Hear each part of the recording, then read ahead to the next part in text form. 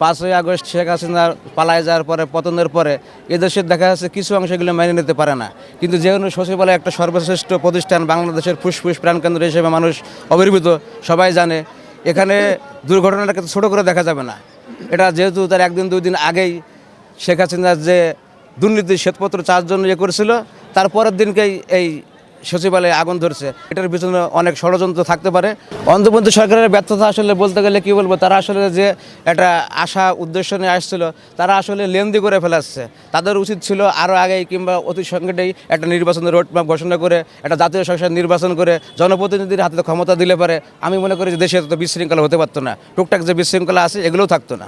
Specially দর্শনার্থীদের জন্য আমরা তো নামযজ্ঞের পাশাপাশি লীলা কীর্তন রেখেছি, তাছাড়া প্রসাদের ব্যবস্থা আছে, তাছাড়া আইন শৃঙ্খলা পরিস্থিতি এটা মোটামুটি ভালো আছে।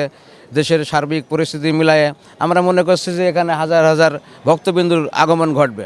এই গভর্নমেন্ট আমাদের সর্বোপরি আনসার, বিডিআর, র্যাব, সেনাবাহিনী সর্বক্ষণ পর্যবেক্ষণ করে যাতে আমাদের এখানে কোনো সমস্যা না হয়। তাছাড়া আমাদের ভলেন্টিয়ার ভাইয়েরা আছে, এরা 24 ঘন্টা এগুলো দেখাশোনা করে। আমরা আশা করছি যে আমাদের যে নামযোগ্য অনুষ্ঠান আছে এটা সঠিক সুষ্ঠুভাবে সম্পন্ন হবে।